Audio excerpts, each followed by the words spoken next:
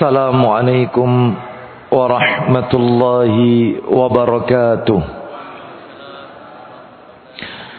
Alhamdulillah alladzi bi ni'matihi tatimmus shalihat wa ashhadu an la ilaha illallah wahdahu la syarika lah wa ashhadu anna Muhammadan abduhu wa rasuluh. Ya ayyuhalladzina amanu taqullaha haqqa tuqatih wa la tamutunna illa wa antum muslimun. Amma ba'du. Fa inna asdaqal hadisi kitabullah wa khairal hadi hadi Muhammadin sallallahu alaihi wasallam wa syarral umuri muhdatsatuha wa kullu muhdatsatin bid'ah wa kullu bid'atin dhalalah wa kullu dhalalatin finnar. Ikhwan wa akhawati fillah, bapak-bapak, ibu-ibu, kaum muslimin dan muslimah, jamaah salat isya dan majelis taklim Masjid Namira Kota Lamongan yang semoga semuanya dimuliakan oleh Allah Subhanahu wa taala. Kepada segenap pengurus yayasan maupun takmir Masjid Namira yang semoga dirahmati oleh Allah Subhanahu wa taala. Dan tentunya kita berdoa semoga keluarga besar Al-Akh Bapak Helmi Reza, Allah Subhanahu wa taala menurunkan karunia rahmat dan barakah pada keluarga dan usaha beliau. Tidak ada kata yang patut kita ucapkan pada malam hari ini selain rasa syukur kita kepada Allah Tabaraka wa ta'ala atas segala karunia nikmat yang telah Allah berikan kepada kita, yang tentunya kita tidak akan pernah mampu, tidak akan pernah bisa menghitung-hitung nikmat tersebut. Sebagaimana Allah Subhanahu wa ta'ala menegaskan dalam ayatnya, wa in ta'uddu ni'matallahi la tuhsuha.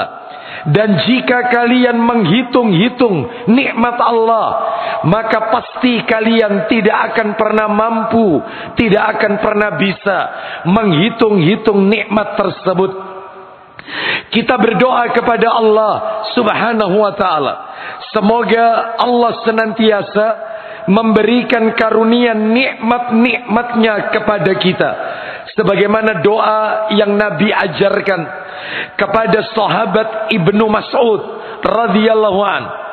Rasulullah sallallahu alaihi wasallam mengajarkan doa, Allahumma inni as'aluka imanan la yartad wa na'iman la yanfad wa murafaqata Muhammadin sallallahu alaihi wasallam fi a'la jannatil khuldi.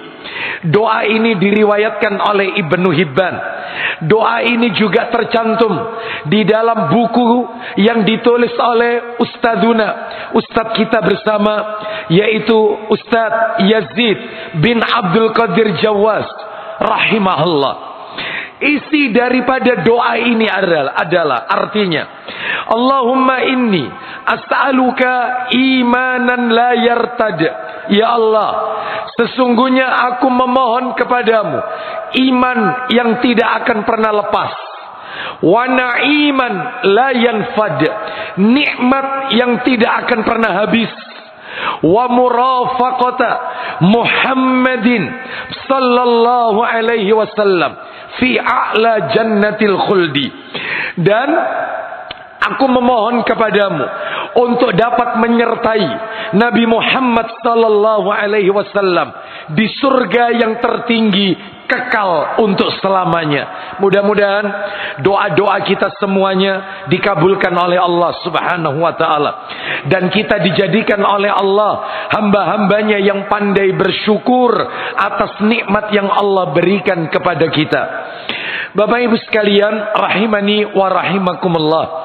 Salah satu dari sekian banyak kenikmatan-kenikmatan yang Allah berikan kepada kita dan kita rasakan pada malam hari ini adalah Allah Subhanahu wa taala kembali mempertemukan kita di salah satu rumah Allah dari sekian banyak rumah-rumah Allah yang ada di muka bumi ini, yaitu Masjid Namira, dalam rangka talabul ilmi, menuntut ilmu. Semoga ilmu yang kita pelajari malam hari ini Allah berikan keberkahan di dalamnya dan menjadi ilmu yang bermanfaat fid dini wad dunya wal akhirah. Bapak Ibu sekalian, rahimani wa rahimakumullah. Seperti biasa, kajian kita di Selasa pekan ketiga di Masjid Namira. Materinya membahas kitab yang ditulis oleh Imam Adz-Dzahabi rahimahullah. Kitab yang berjudul Al-Kabair, yang di dalamnya berisi tentang dosa-dosa besar. Menurut catatan saya, terakhir pertemuan kita di bulan Mei, karena di bulan Juni kita libur, karena dekat sekali dengan Idul Adha. Maka, dan pada waktu itu kalau tidak salah bertepatan dengan hari Tasyrik. Maka terakhir di bulan Mei kita sudah sampai pada dosa besar nomor 17 tentang homoseks atau LGBT, lesbian, gay, bisex, transgender, homoseks, menyukai sesama jenis. Materi itu belum tuntas, karena menurut catatan saya baru menyampaikan dalil-dalilnya, dan waktu itu oleh ustadz kita dibantu untuk membacakan terjemahannya. Hari ini kita akan masuk kepada penjelasan dari dalil-dalil yang sudah kami sampaikan pada 2 bulan yang lalu, tepatnya di bulan Mei, Selasa pekan ketiga. Nah, Bapak Ibu sekalian, rahimani wa rahimakumullah, sedikit untuk mereview, mengingatkan kembali apa yang sudah kita bahas pada 2 bulan yang lalu. 14 abad yang silam, Rasulullah sallallahu alaihi wasallam, beliau sudah mengingatkan kita akan munculnya LGBT ini, perbuatan yang dilakukan oleh kaumnya Nabi Lut alaihi salam, menyukai sesama jenis. Disebutkan dalam riwayat Ibnu Majah, Tirmidzi, dan Al-Hakim dalam kitab Sahih Targhib wa Tarhib, hadis yang ke-2417 dari Jabir ibni Abdullah radhiyallahu an, dia berkata, Rasulullah sallallahu alaihi wasallam, beliau bersabda, inna akhwafa ma akhafu ala ummati amalu qaumi Lutin, yang artinya sesungguhnya sesuatu yang paling aku takutkan menimpa pada umatku. Jelas sekali ini merupakan bentuk kasih sayangnya Nabi, perhatian Nabi atas keselamatan umatnya. Nabi sudah mengkhawatirkan umatnya. Saya ulang terjemahnya.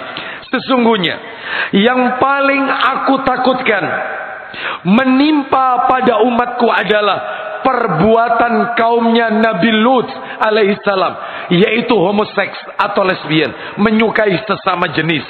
Ternyata Bapak Ibu sekalian, rahimani wa rahimakumullah, apa yang Nabi khawatirkan benar-benar terjadi. Bahkan sampai ke negeri yang kita cintai ini, perbuatan kaum Nabi Lut ini, perbuatan yang sangat hina, bahkan lebih hina daripada hewan. Ya, maka menimpa juga pada masyarakat kita. Bahkan saya pernah menyampaikan cikal bakal daripada perbuatan kaumnya Nabi Lut ini adalah yaitu perilaku menyukai sesama jenis ini sudah lama munculnya. Istilah gemblak, mungkin kita pernah mendengar ada istilah yaitu gemblak, pemuda kencur yang dikawin oleh para warok di Ponorogo, merupakan wujud homoseks atau lesbian. Bahkan masih banyak lagi contoh-contoh yang lainnya. Bahkan kalau kita lihat berita yang ada di layar kaca kita, yang namanya perbuatan satu ini luar biasa, menimpa juga di negeri kita. Bahkan apa yang menimpa di negeri kaumnya Nabi Lut alaihissalam, negeri mereka dihujani dengan batu dari neraka Sijil, negeri mereka dibalik oleh Allah, yang atas dipindah ke bawah, yang bawah dipindah ke atas. Itu juga sempat tanda kutip sempat terjadi di negeri kita. Lu di mana itu? Tepatnya di tanggal 17 April 1955. Yaitu di sebuah tempat namanya Duku Legetang, Dieng, Gunung Pangamun-Amun. Gunung Pangamun-Amun. Di mana terjadi? Masyarakat setempat melakukan perbuatan yang dilakukan oleh kaumnya Nabi Lut alaihissalam. Mereka berbuat maksiat. Maka gunung tersebut yaitu hilang separuh, lalu kemudian ditutupkan pada dukuh atau desa tersebut. Ini terjadi 17 April 1955. Bisa browsing di Google-nya masing-masing. Ikhwan dan akhwat rahimani wa rahimakumullah.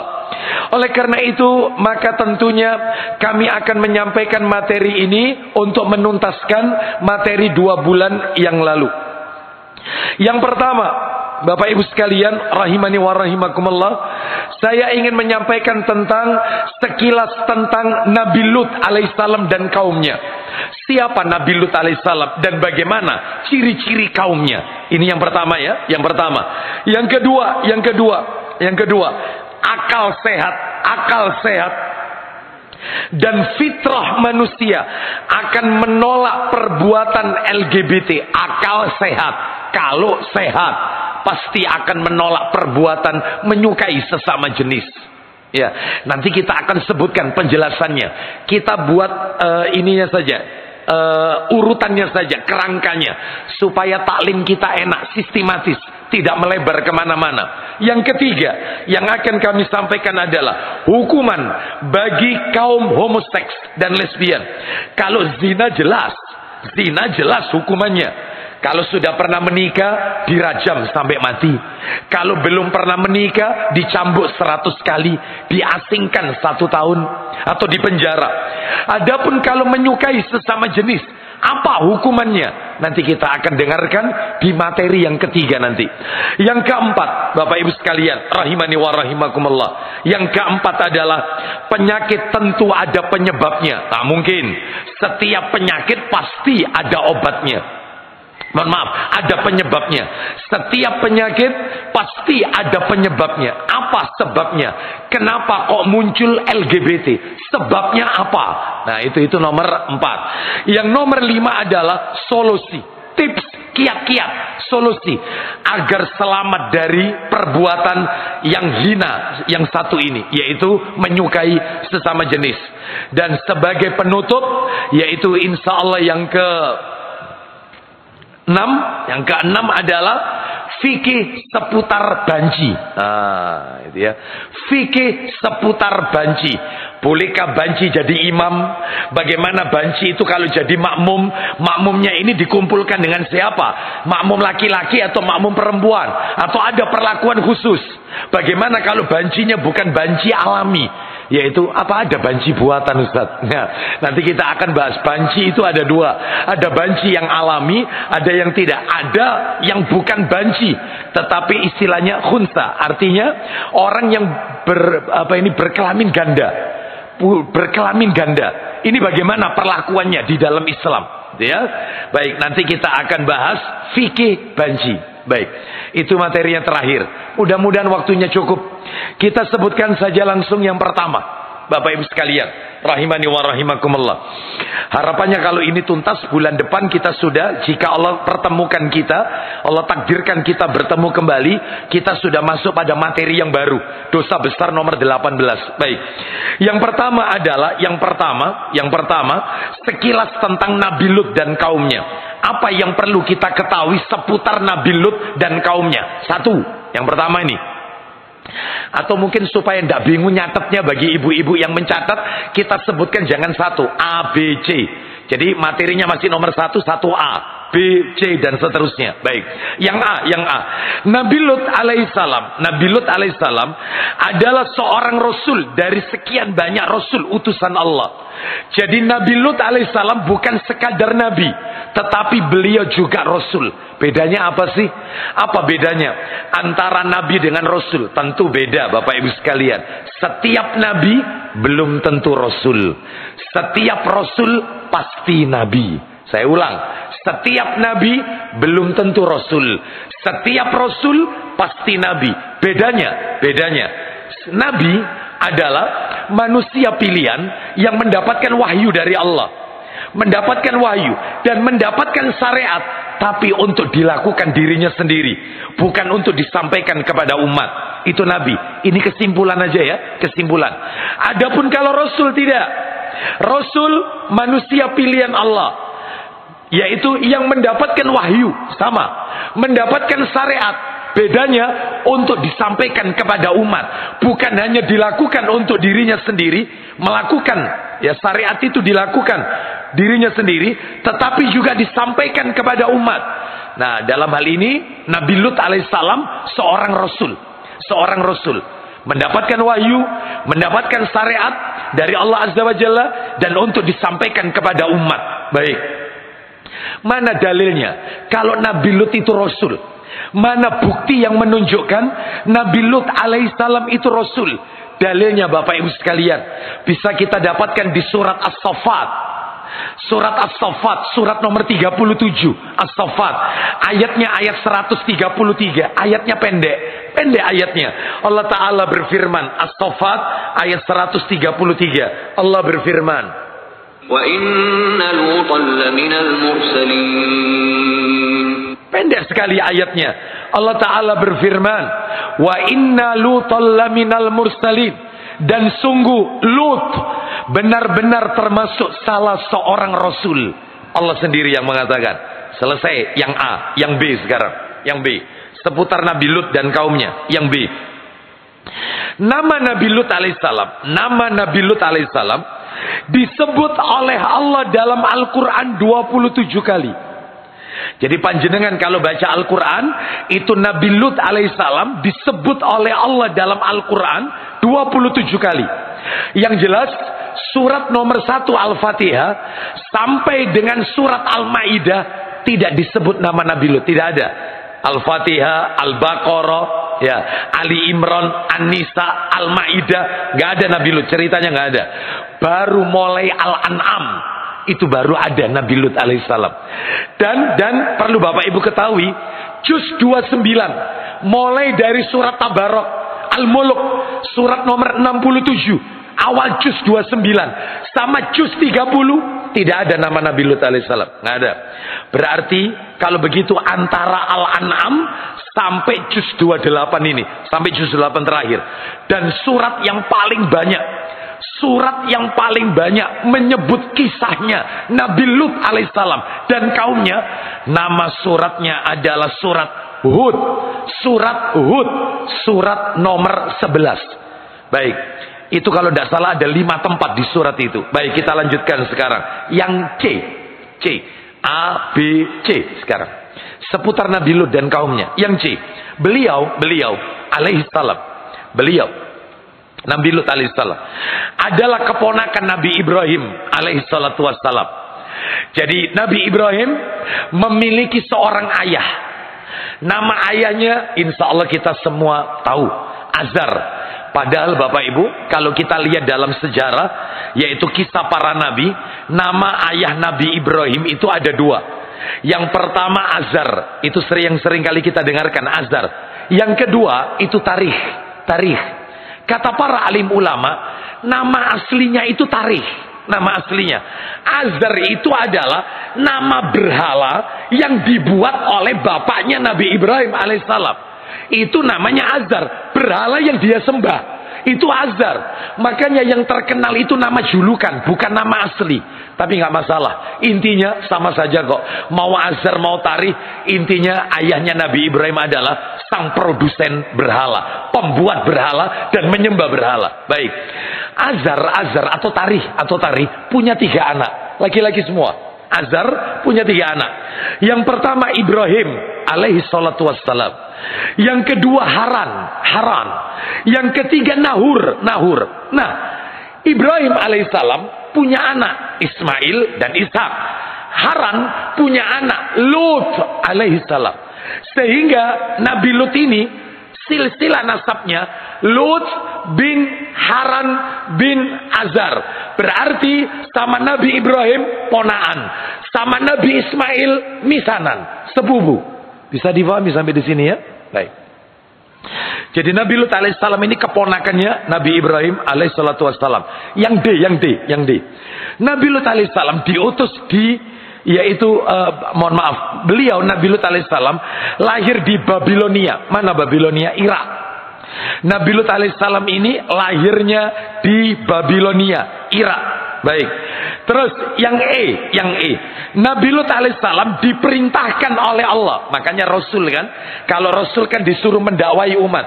Nabi Lut alaihissalam diperintahkan oleh Allah azza wa jal untuk mendakwai penduduk Sadum dan penduduk Amurah. Di mana itu Sadum dan Amurah? Dekat Danau Lut. Di mana itu? Kawasan Jordan. Jadi Bapak Ibu yang pernah pergi ke Jordan, mungkin sebelum kejadian Gaza ini, Palestina, ya, yang dibombardir oleh Yahudi, laknatullah alaih. Maka sebelumnya kan travel umroh itu biasanya paketannya ada yang umroh plus Palestina. Nah itu kalau ke Palestina itu transitnya ke Jordan. Ya, maka nanti kita akan masuk kawasan Israel checkpoint, begitu ya. Baik.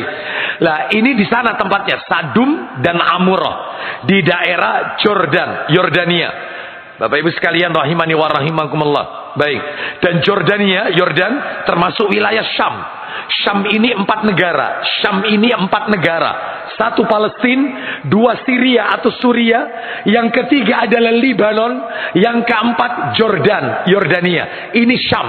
4 negara jadi 1, namanya Syam. Baik, kita lanjutkan. Yang F.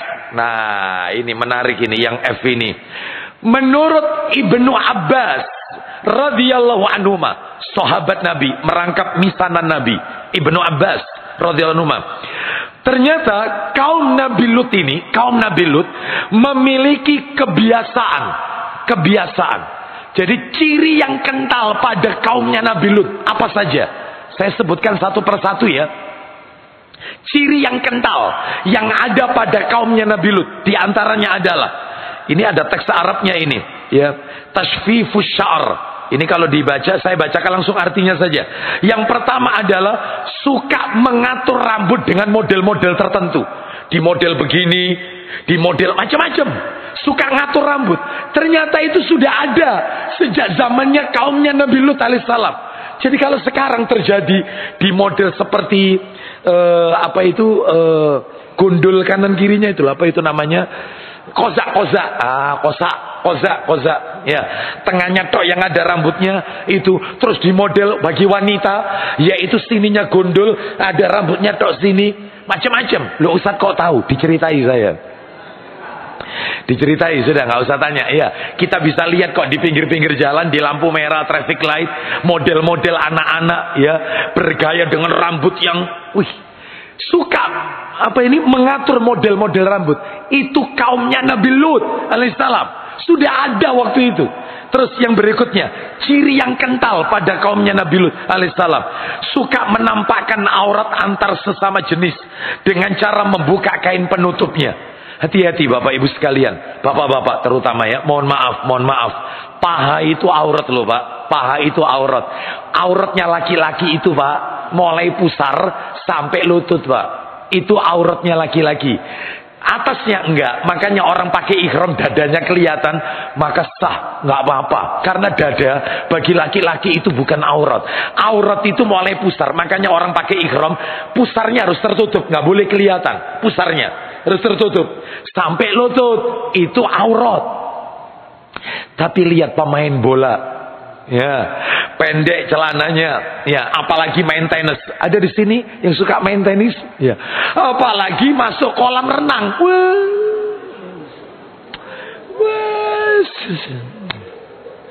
Ada yang suka renang di sini, nggak apa-apa. Itu olahraga yang disyariatkan.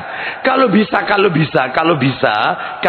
tertutup lah, ya. Pakai celana di bawahnya lutut, ya, di bawahnya lutut, jangan di atasnya lutut. Sampai kemudian pusar dada terlihat, nggak masalah. Hati-hati, ibu-ibu juga begitu loh. Ya, mohon maaf. Apalagi sekujur tubuh wanita, bahkan satu helai rambutnya wanita itu aurat. Tak boleh, ya. Dalam hal ini ditampakkan kepada yang bukan mahram, seperti itu, ya. Baik. Jadi hati-hati dalam masalah ini, ya. Mereka kaumnya Nabi Lut suka memamerkan aurat, ya. Terus kemudian, ya, kadang-kadang ada bapak-bapak, ya, seorang ayah kalau mau tidur malam itu pakai celana pendek, pahanya kelihatan, meskipun yang lihat sesama lelaki, anak laki-lakinya, nggak boleh, karena itu aurat. Maka cara pakai celana yang panjang aja. Ibu-ibu juga begitu. Mohon maaf, ibu-ibu, mohon maaf, sekalipun Anda pakai baby doll. Nah, Ustadz Ruwai baby doll, ini diceritai, sudahlah, nggak usah tanya, ya. Pakai baby doll, ya, meskipun ada anak perempuannya. Terus ada tak Ustaz batasannya sesama wanita? Ada. Kalau sesama wanita, maka yang boleh dilihat itu yang terkena air wudhu, itu boleh dilihat. Contoh, ibu-ibu wudhu kan dimulai dari membasuh telapak tangan, maka melihat telapak tangan sesama wanita boleh.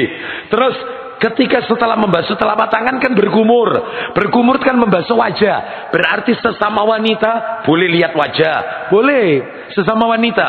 Makanya kalau taklimnya itu sesama wanita dan tempatnya tertutup, bagi mereka yang bercadar, lepas cadar Anda, lepas cadar, sesama wanita dan tertutup loh, ya, tertutup ini, lepas. Sebab banyak terjadi kan laki-laki nyamar pakai cadar. Oh ya, makanya hati-hati, dilepas supaya tahu satu-satunya gitu loh. Iki laki apa perempuan, nah gitu loh, ya. Baik, wajah, ya, kalau wudhu kan wajah kena. Terus tangan. Saya mau tanya Bu, saya mau tanya, tolong dijawab. Basuh telapak tangan itu sampai siku atau sampai sini? Sampai bau. Basuh telapak tangan ketika wudhu sampai siku. Maka wanita nggak apa-apa di rumah pakai lengan pendek sekian. Bagi wanita yang pakai you can see. Oh, metu mana you can see? Apa you can see? You can see, ya, kamu dapat melihat, ya, sekian, ya. Itu kalau keluar kamar dilihat anak perempuannya, kelihatan bahunya ibunya, nggak boleh, karena di sini nggak kena air wudhu. Ini yang boleh dilihat yang kena air wudhu. Ini padahal sesama perempuan loh, ini sesama perempuan, itu aturan mainnya.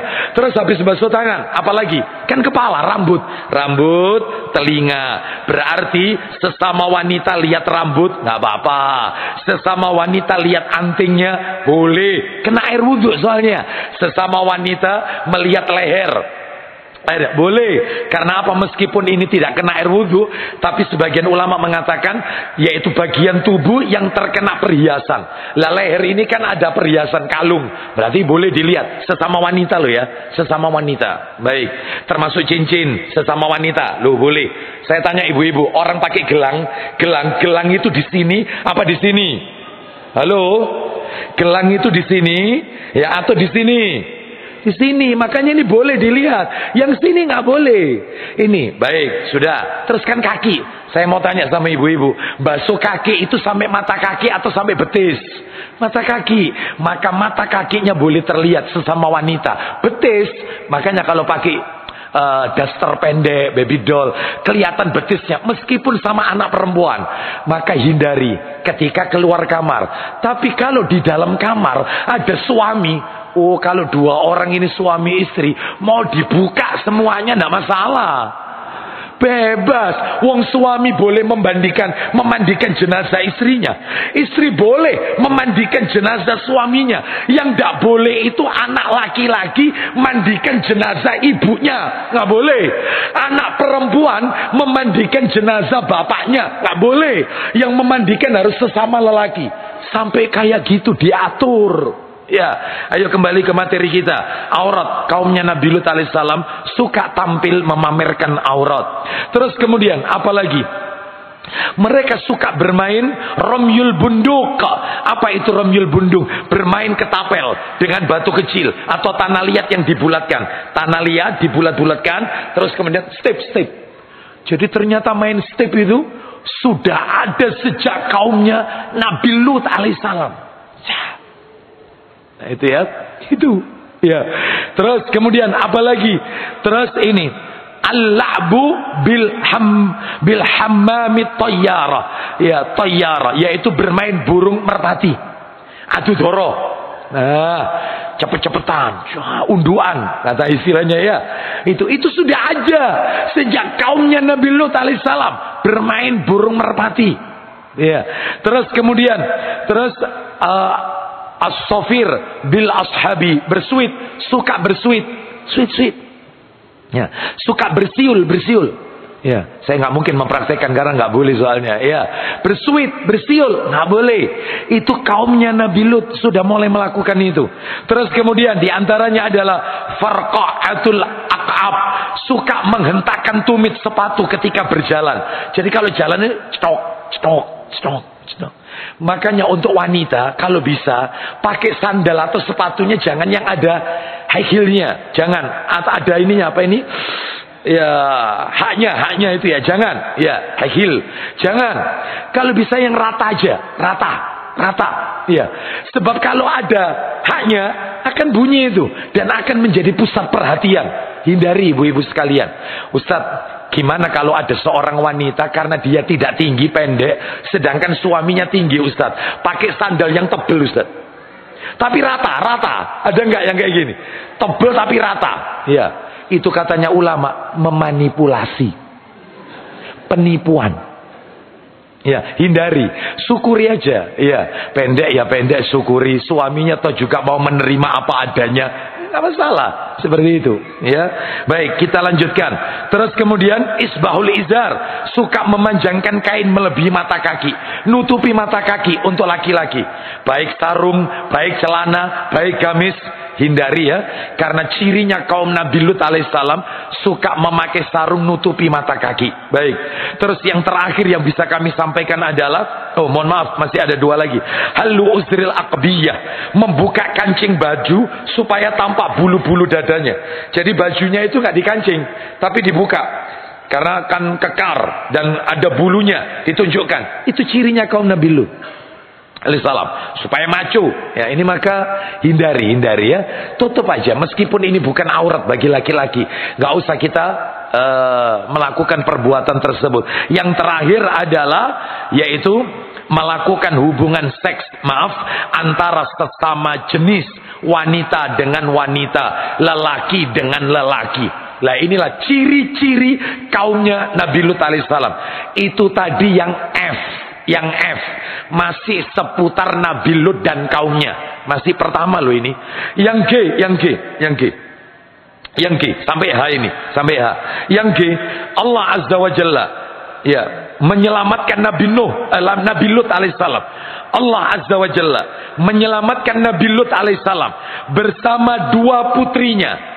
Pengen tahu tidak namanya? Nama putrinya Nabi Lut alaihissalam yang diselamatkan oleh Allah, kecuali istrinya. Istrinya tidak selamat karena istrinya berbuat khianat.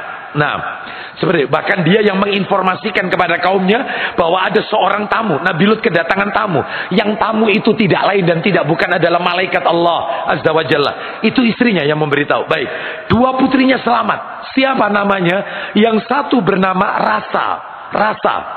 Bukan Rasya ya, bukan Rasya, tetapi Rasa, pakai Rasa. Dan yang kedua adalah Zaghrata. Ini dua putrinya Nabi Lut alaihissalam dan para pengikutnya kecuali istrinya, maka dia terkena azabnya Allah azza wa jalla. Baik, Terakhir, yaitu yang G. Yang H maksudnya, yang H. Allah Azza wa Jalla menyiksa pelaku homoseks dan lesbian tidak tanggung-tanggung. Bumi mereka dibalik, yang di bawah menjadi di atas, lalu dihujani dengan batu dari tanah yang dibakar secara bertubi-tubi dari neraka Sijil sampai sebelum fajar, sampai mulai dari sebelum fajar, sebelum subuh sampai matahari terang. Itu jadi kejadiannya ini sebelum subuh, Bapak Ibu sekalian, sampai matahari terbit selesai, dan mereka diluluh lantakkan oleh Allah Azza wa Jalla. Baik, sekarang kita akan masuk materi nomor 2. Akal sehat, fitrah manusia akan menolak LGBT. Jelas, kalau akalnya sehat. Ya, orang kalau kembali kepada fitrah manusia, akal sehat, manusia itu punya syahwat menyenangi lawan jenis, bukan sesama jenis. Itu fitrah, fitrahnya begitu. Laki-laki menyenangi wanita, fitrah. Wanita senang sama laki-laki, itu fitrah, akal sehat.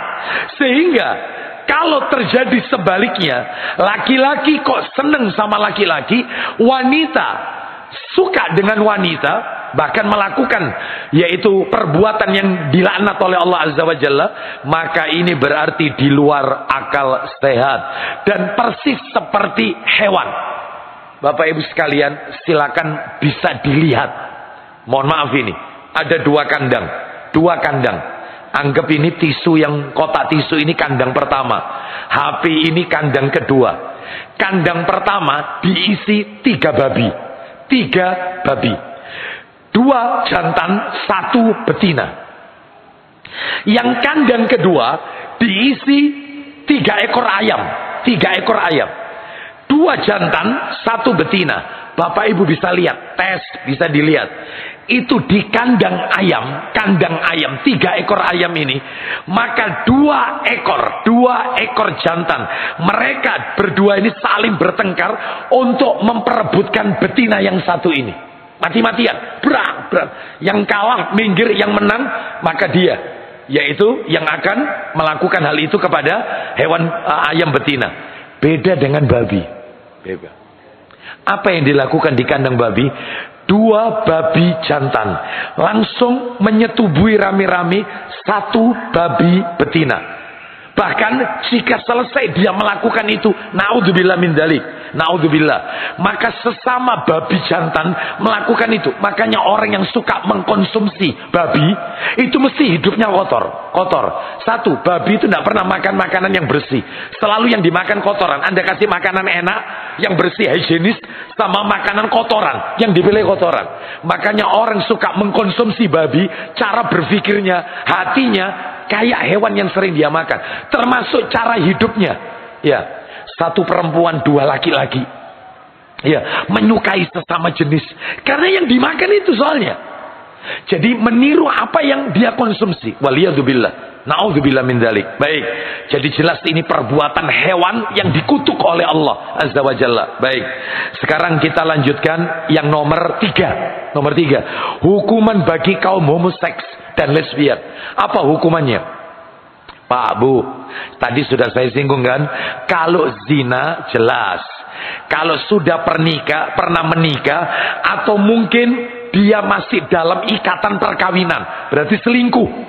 Dia sudah punya istri, dia sudah punya suami, tapi melakukan hubungan itu, naudzubillah min dzalik. Semoga Allah jauhkan penyakit yang seperti ini. Maka itu hukumannya rajam sampai mati. Sudah pernah menikah, duda atau janda, atau masih dalam ikatan perkawinan, selingkuh berarti, itu dirajam sampai mati. Tapi kalau belum pernah menikah, maka dicambuk 100 kali, diasingkan 1 tahun. Itu zina. Lah ini tidak, sesama jenis, laki-laki dengan laki-laki. Kalau tadi kan tidak, yaitu zina berlainan jenis. Ini wanita dengan wanita. Maka kata Ibnu Utsaimin rahimahullah, Saya nukilkan dalam fatwa beliau bahwa pelaku maupun pasangannya dibunuh atau dimusnahkan. Caranya ada 3. Boleh pilih salah satu. Yang penting targetnya mati, dimusnahkan. Caranya salah satu dari 3 kemungkinan. 1, boleh pilih. Yang penting musnah. 1, dilempari batu, dirajam sampai mati seperti pelaku zina. Ini pendapat yang pertama.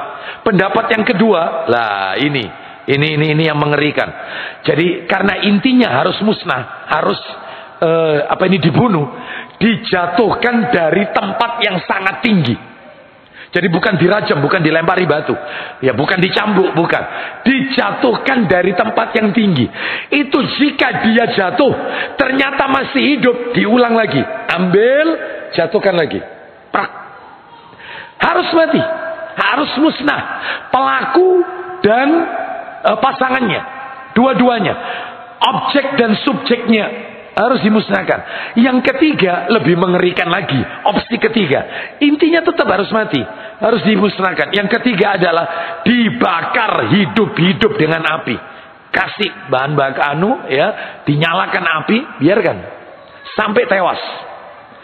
Wih, inilah hukum Islam bagi pelaku penyuka sesama jenis. Ya, mengerikan kan? Luar biasa. Baik, kita lanjutkan sekarang. Yang melakukan itu tentunya adalah ulil amri. Yang melakukan eksekusi ini, eksekutornya ulil amri, bukan ormas, bukan kelompok-kelompok tertentu, bukan, tetapi ulil amri. Wallahu a'lam bishawab. Sekarang kita akan masuk pada pembahasan yang nomor 4. Yang keempat, penyakit tentu ada penyebabnya. Setiap penyakit pasti ada penyebabnya. Sebagaimana kalau kita lihat di masyarakat kita, orang terkena darah tinggi, orang terkena asam urat, orang terkena kolesterol, diabetes, itu pasti ada sebabnya. Mungkin karena makanan yang berlebihan atau tidak mengontrol makanan, pasti ada sebabnya. Termasuk homoseks dan lesbian, ada sebabnya. Apa sebabnya? Sebab yang pertama, kata para alim ulama, munculnya menyukai sesama jenis, LGBT. Sebab pertama, lemahnya iman. Imannya lemah. Ya, imannya lemah sehingga dia terjerumus kepada perbuatan yang dilaknat oleh Allah Subhanahu wa taala. Imannya lemah. Lah bagaimana solusinya supaya iman tidak lemah? Maka caranya nanti kita akan bahas pada solusi agar selamat dari LGBT. Itu satu, lemahnya iman. Yang kedua adalah enggan menuntut ilmu agama, enggak pernah taklim. Makanya dia tidak tahu, dia tidak bisa membedakan mana yang hak, mana yang batil, mana yang ma'ruf, mana yang mungkar, mana yang halal, mana yang haram, mana yang disyariatkan, mana yang dilarang oleh agama, karena dia tidak menuntut ilmu. Nah, seperti itu. Makanya Bapak Ibu sekalian, orang kalau nuntut ilmu agama, hati itu akan menjadi tenang. Orang nuntut ilmu, orang kalau tahu ilmunya, hidup ini akan tenang dan tidak mungkin kena was-was. Tidak mungkin. Contoh. Seorang wanita yang dia memakai busana syar'i sampai menyentuh ke tanah, nyeret tanah, kurang lebih seperti itulah. Ternyata dia melewati satu perjalanan yang di situ ada genangan air.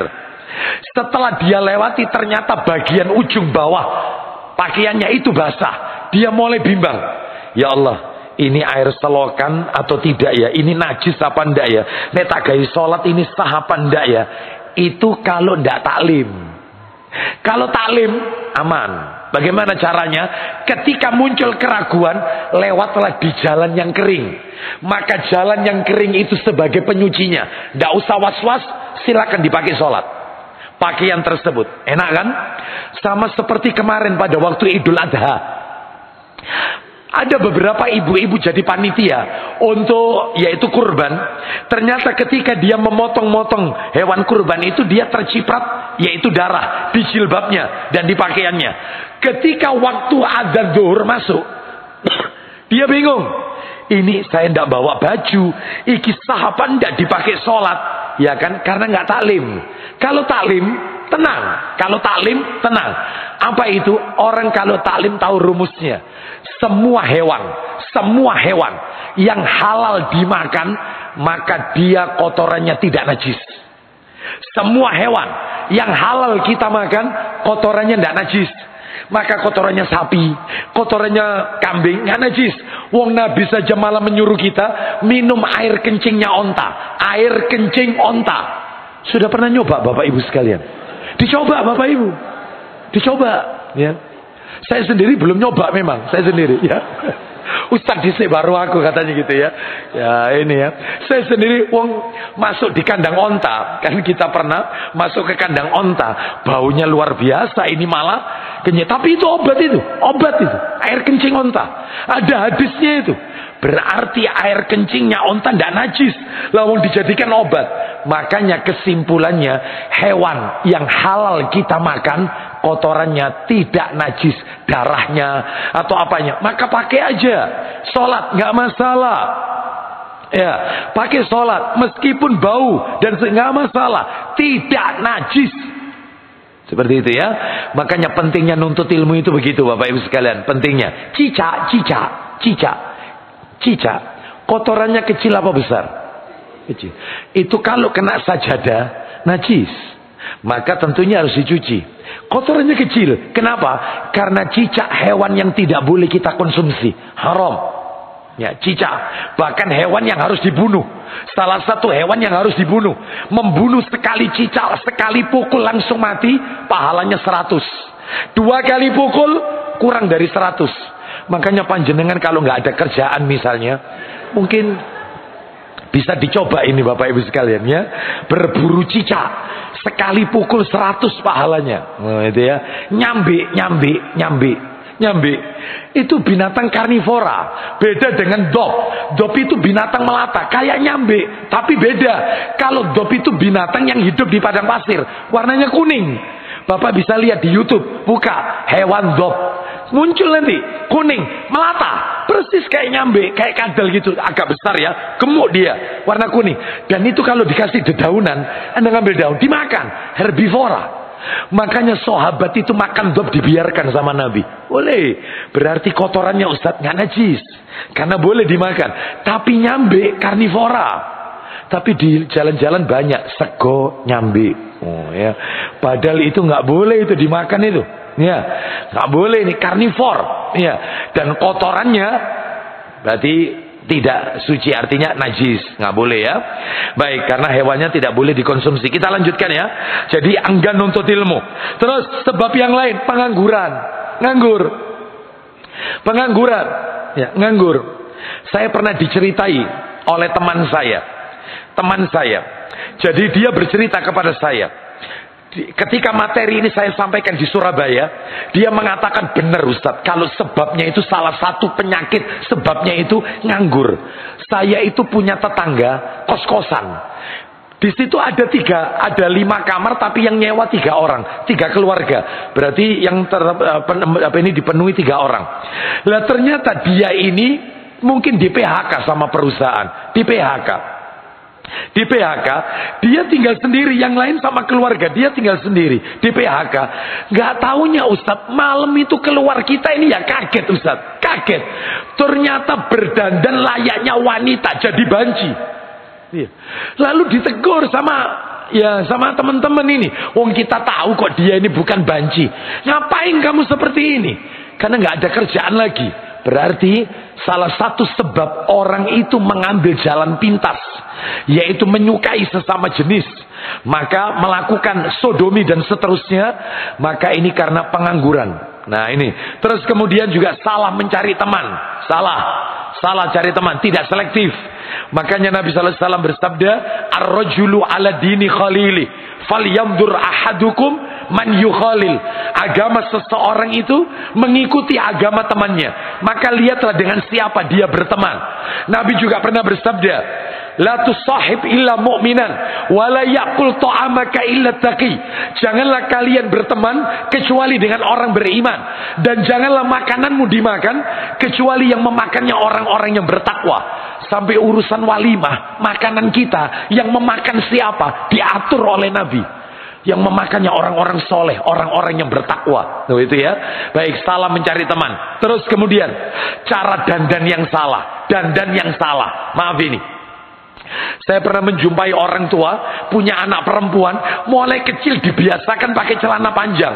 Ternyata betul, ketika sudah agak besar disuruh pakai rok, susah. Setengah mati sampai teriak-teriak orang tuanya. Seperti itu, karena kebiasaan celana panjang.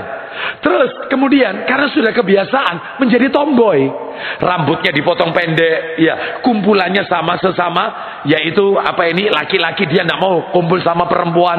Cara bicaranya, logatnya, gayanya, pakaiannya bukan layaknya pakai topi. Bayangkan seperti itu, karena sudah dibiasakan cara dandan yang salah. Nah ini ya, baik. Terus kemudian diantaranya adalah suka mengoleksi gambar-gambar atau video porno. Seperti ini, yang tidak senonoh, menampilkan aurat, haram. Ya, baik. Maka ini tinggalkan, karena aurat yang kita lihat haram hukumnya. Terus diantaranya adalah media informasi yang merusak. Nah, terus kemudian diantaranya lagi adalah maharnya mas kawin yang terlalu mahal.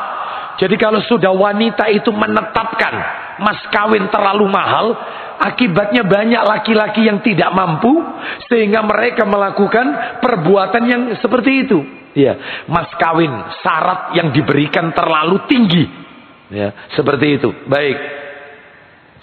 Terus kemudian diantaranya lagi adalah hukum di negeri tersebut lemah.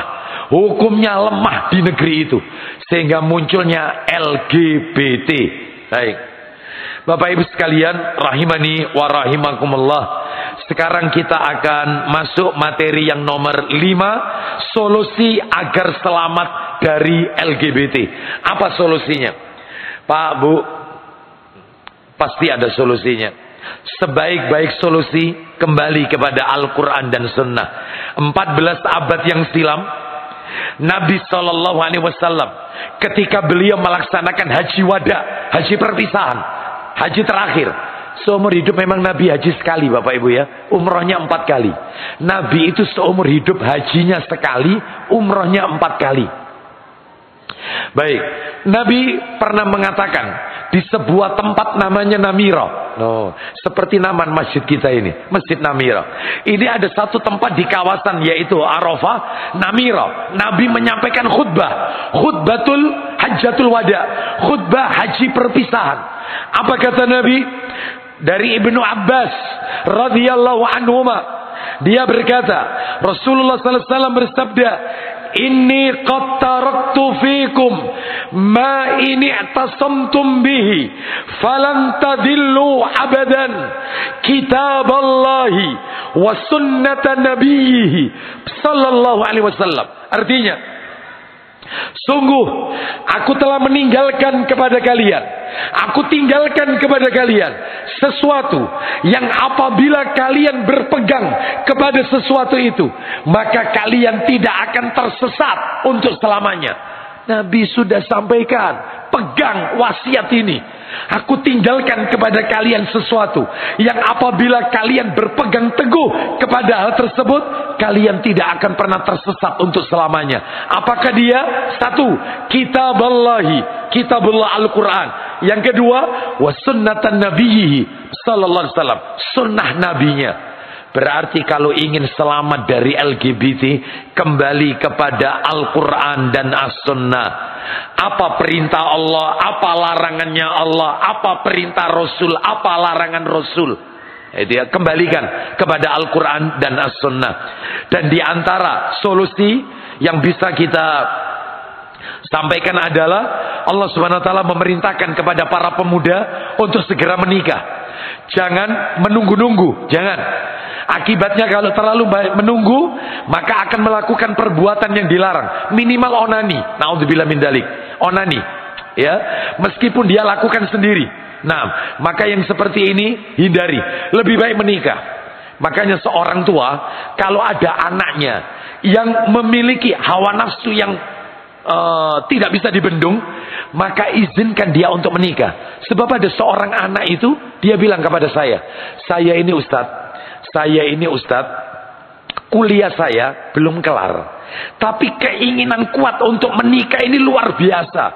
Saya ini sudah minta izin kepada ayah saya untuk menikah. Ternyata kata ayah saya, kamu nanti kalau nikah, ya, terus gimana memberi nafkah istrimu sedangkan kamu belum bekerja, kuliahmu belum kelar. Tutukno dhisik kuliahmu, kerja sing mapan, baru nikah. Ini anaknya orang, nanti kamu tambah dosa. Sedangkan syahwat saya ini Ustaz gak bisa dibendung. Saya khawatir nanti saya jatuh kepada maksiat. Ya, bisa nggak Ustaz menjadi menjembatani saya untuk menyampaikan ke orang tua saya? Karena saya sudah sampaikan kekeh itu. Saya berjanji tetap menyelesaikan kuliah sembari saya nikah Ustaz. Akhirnya saya sampaikan, saya tunjukkan. Kalau tidak nanti dampaknya luar biasa, fitnahnya luar biasa.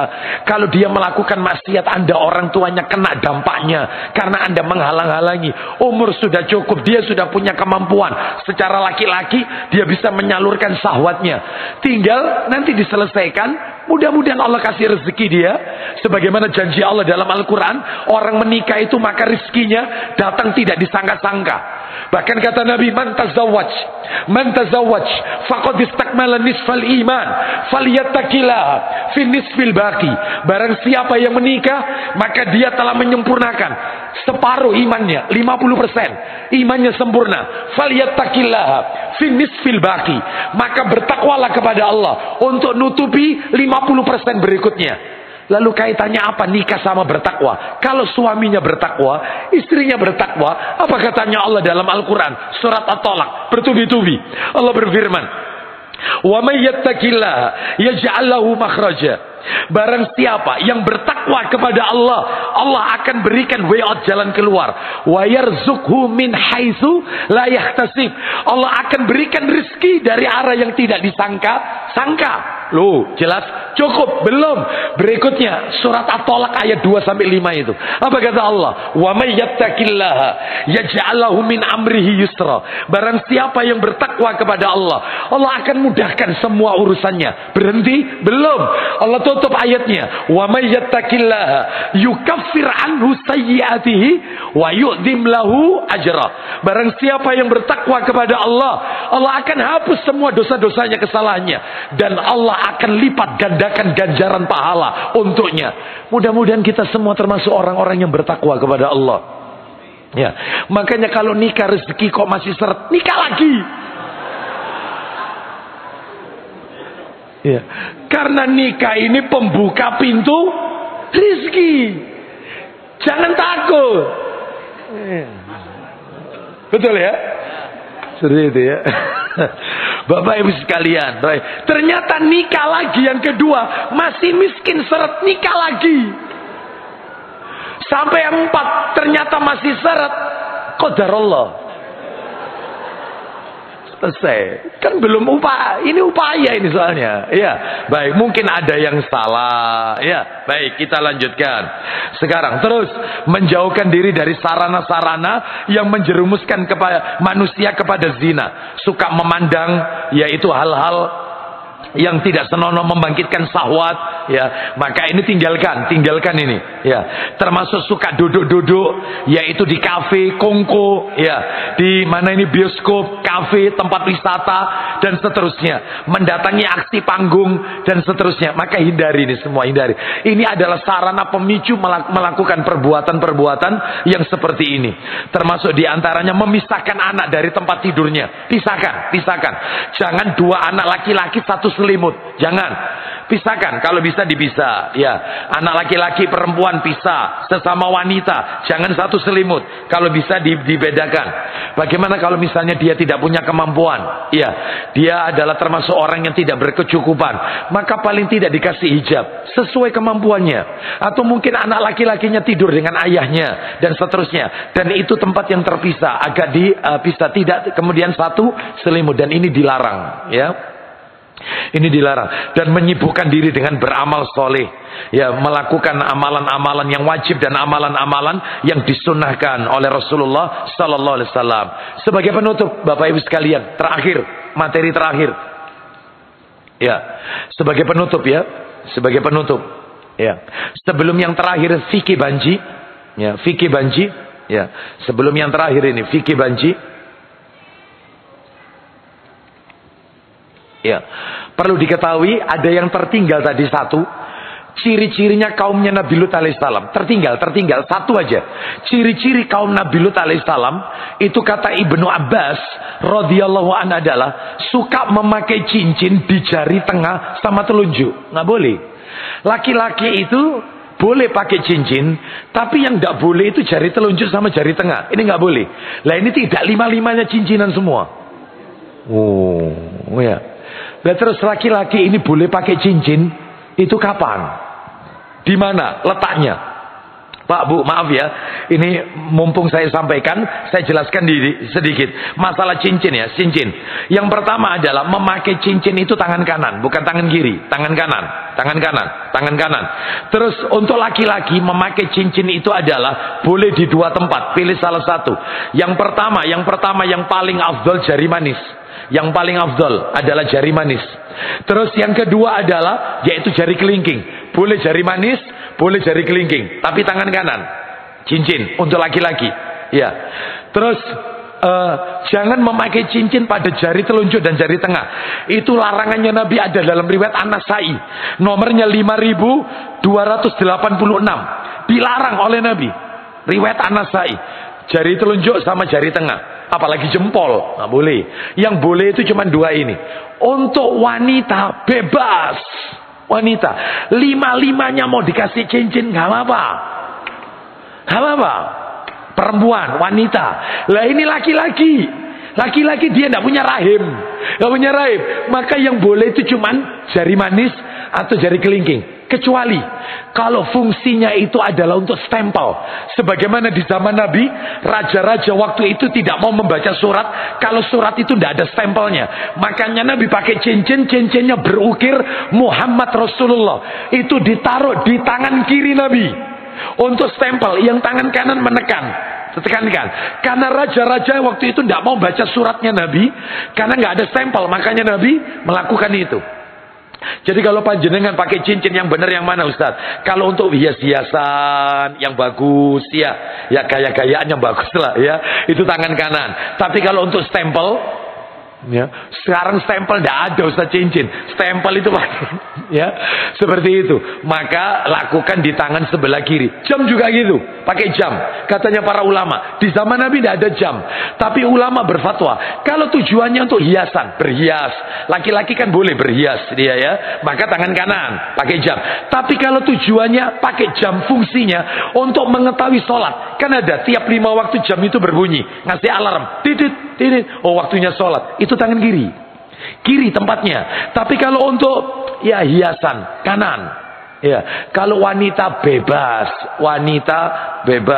ya, bisa dipahami sampai di sini. Jadi pakai cincin aja ada aturan main. Dan kalau bisa cincin yang ada batu permatanya ketika sholat, tolong kalau bisa batu permatanya dibalik. Sebab kita kalau tahiyat pakai batu permata, yang ada di sebelah kanan kita pasti ngelirik. Koyoke kecubung, koyoke. Kecubung ta safir iki koyoke, iya.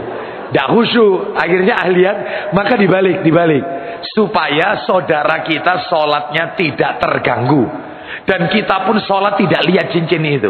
Ketika tasyahud kan pandangan kita kan arah jari telunjuk, bukan ke tempat sujud. Itu baik, kita lanjutkan. Fikih banci, Bapak Ibu sekalian, singkat ya, fikih banci. Banci itu, istilah banci ada 3. Istilah banci ada 3. Yang pertama, mukhannats. Mukhannats. Ya. Mukhannats itu banci atau bencong atau waria. Mukhannats, banci, bencong atau waria. Berarti laki-laki menyerupai seperti wanita. Yang berikutnya, mutarajjilah. Mutarajjilah ini adalah tomboy, wanita yang menyerupai laki-laki. Wanita, makanya bapak-bapak jangan sampai menyerupai seperti wanita. Contohnya, pakai sandal yang sangat punya ciri khusus, itu sandal wanita. Contoh, bapak-bapak pakai sandal warnanya pink, hindari. Iya, sandalnya bunga-bunga, itu pasti jalannya beda, itu pasti itu. Lihat itu, pasti jalannya beda. Ya, bunga-bunga, ya seperti itu. Warnanya pink, ya. Seperti itu. Hindari. Ibu-ibu juga begitu. Jangan memakai sepatu atau sandal atau pakaian yang menjadi ciri khas, yaitu laki-laki. Ya, baik. Seperti misalnya celana panjang. Meskipun ibu-ibu pakai kulot itu kan celana panjang tapi lebar, maka tetap ditutup abaya. Karena wanita kalau memakai kulot meskipun lebar akan membentuk lekukan kakinya. Nah, dalam hal ini hindari. Kita lanjutkan. Yang nomor 3, khunsa. Khunsa ini adalah intersex atau berkelamin ganda. Jadi beda-beda ya. Ada mukhannats, banci, bencong atau waria. Yang kedua mutarajjilah, tomboy. Yang nomor 3, khunsa. Khunsa itu intersex atau istilahnya berkelamin ganda. Baik. Sekarang kita sebutkan banci ada 2.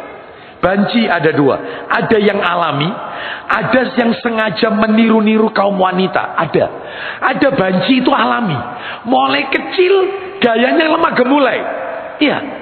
Saya pernah, Bapak Ibu sekalian, ketika saya diminta untuk membimbing apa istilahnya itu ya, daurah atau istilahnya apa itu yang nginap beberapa hari itu di alam, itu apa itu namanya? Kemah, apa itu namanya istilahnya itu? Ya, betul. Lah, itu ternyata anak-anak kecil ini, SD itu, saya diminta untuk memberikan kajian, yaitu ba'da subuh sama ba'da maghrib. Hanya itu saja tugas saya. Saya lihat setelah kajian subuh, ada satu anak laki-laki menarik perhatian saya. Saya lihat satu, dia bertemannya sama anak perempuan. Saya biarkan aja. Terus giliran ketika mandi pagi, saya lihat ternyata semua teman-temannya pakai handuk. Handukan itu nutup sampai pusarnya. Handukan itu jadi dadanya kelihatan. Dia ini tidak, handukan itu sampai sini. Dibebet. Oh, rada lembeng iki, rada anu iki. Iya, sebentar. Terus kemudian tak lihat lagi, tak pantau terus sama saya. Tak pantau.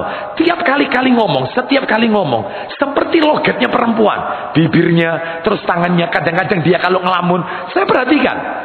Saya tertarik sama satu anak ini soalnya. Terus suka begini tangannya itu. Suka begini. Ini kan tidak pantas untuk laki-laki. Masa diam itu sampai begini. Laki-laki itu yang maco. Seperti itu. Akhirnya kemudian saya dudukkan, saya tanya. Ternyata benar ya. Ternyata benar. Jadi mulai kecil ini pendidikan orang tua yang salah ya. Ya itu seperti itu. Terus dibiarkan main sama anak perempuan. Jadi tidak mau main perang-perangan. Mainnya itu dakonan. Ya seperti itu. Main bekel. Itu seneng dia. Tapi begitu perang-perangan nggak mau dia. Seperti itu. Baik. Maka ini ada yang alami. Ada. Memang dia lemah gemulai bawaannya. Sampai besar pun ada yang seperti itu. Terus ada yang kedua tidak alami. Sengaja niru-niru. Ya, niru-niru seperti wanita. Lah itu macam banci yang kedua. Nah, terus kemudian beberapa profesi banci, diantaranya adalah biasanya banci itu profesinya satu penata rias, salon. Ya, salon. Ya. Saya pernah masuk potong. Langganan saya tutup. Pulang kampung. Ini ada satu buka. Sedangkan ini rambut sudah Saya nggak biasa rambut panjang, itu memang nggak biasa. Padahal itu sunnah, itu sesekali rambut panjang. Tapi saya sendiri nggak biasa. Akhirnya masuklah saya. Assalamualaikum. Dijawab, saya dengar dia jawab. Waalaikumsalam. Saya duduk, kemudian mulai dia tanya. Yang saya tahu ini ciri bahasanya adalah ciri bahasa perempuan. Mau dipotong model apa, saya nggak bisa nirukan deh, saya nggak bisa. Banci-bancian, bencong-bencongan ya. Akhirnya saya, wurung. Maaf, saya salah masuk. Ya, maaf saya salah masuk. Loh, katanya potong. Ya, nggak jadi. Ya, Bapak Ibu sekalian, maka biasanya profesinya salon, penata rias. Yang kedua pengamen. Yang nomor 3 pelawak. Dia harus memperagakan adegan banci-bancian. Itu. Terus penjajah cinta, PSK, desainer busana, penyanyi. Lihat di layar kaca Anda, selebriti kita. Hampir kita lihat ngomongnya gaya perempuan, endel, lembeng, layaknya paling wanita bagaimana? Pada laki-laki ini. Ya, itulah profesi daripada banci. Terus kemudian diantaranya adalah beberapa kebiasaan banci, suka memacari, mewarnai tangan atau kaki. Tangannya suka dikasih pitek, ya, diwarnai. Terus kemudian suka berjoget, ya. Terus kemudian memangkas jenggotnya dipangkas, ya. Termasuk bulu yang ada di mana ini kaki, itu karena dia laki-laki kan, itu dicukur sama dia. Terus pakai anting. Laki-laki pakai anting banyak. Itu kalau di Amerika ada simbolnya itu. Saya pernah menyampaikan ini. Kalau ada laki-laki pakai anting-anting sebelah kanan, itu berarti simbolnya adalah dia mensodomi. Dia yang mensodomi. Itu simbol itu. Simbol. Kalau pakai anting-anting kiri, berarti dia yang disodomi. Dia korban. Kalau dua-duanya itu ditendek, kasih anting-anting ditendek, berarti bisa dua-duanya. Dia mensodomi atau disodomi. Lah, di negeri kita Anda lihat, di traffic light lampu merah, mata ditendek, bibir ditendek, lidah ditendek, telinga ditendek sampai molor. Iya, perutnya ditendek. Kira-kira diapaan kira-kira ini kira-kira? Iya. Ini nggak boleh, haram, nggak boleh. Ya, tinggalkan. Ya, karena apa? Makanya laki-laki nggak boleh pakai sutra kan? Nggak boleh. Sutra itu sifatnya lembut. Kalau wanita boleh pakai sutra, laki-laki nggak boleh pakai sutra. Sutra itu sifatnya lembut. Laki-laki nggak boleh punya jiwa kelembutan seperti lembutnya sutra. Laki-laki nggak boleh pakai cincin emas, karena emas itu gemilau. Wanita boleh pakai cincin emas, karena wanita itu memang kodratnya suruh tampil gemilau.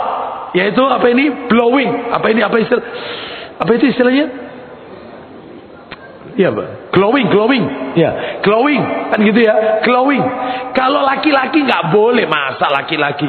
Iya, makanya nggak boleh pakai cincin emas laki-laki. Ya, maka hindari, karena itu akan tercermin pada kepribadian kita. Nah, itu ya. Terus beberapa hukum seputar banci. Jadi imam sholat. Bagaimana banci jadi imam sholat? Kalau bancinya banci alami, mulai kecil sudah lemah gemulai, maka boleh katanya ulama. Banci alami boleh. Yang kedua, banci menjadi saksi. Kalau bancinya banci alami, nggak apa-apa. Tapi kalau bancinya itu adalah banci yang sengaja meniru-niru kaum wanita, maka dia tidak boleh jadi imam dan tidak boleh jadi saksi. Ya. Terus kemudian diantaranya lagi adalah, yaitu diantaranya adalah bagaimana kalau itu adalah khunsa, interseks, berkelamin ganda. Katanya para ulama, yang berkelamin ganda ini, ya, berkelamin ganda ini, itu kalau jadi imam, urutannya imam laki-laki, makmum laki-laki, terus kemudian makmum laki-laki anak kecil. Saya ulang ya, imam laki-laki, makmum laki-laki dewasa, makmum laki-laki anak kecil. Berikutnya khunsa, yang berkelamin ganda. Itu letakkan di belakang. Bahkan katanya ulama harus ada tempat khusus untuk dia.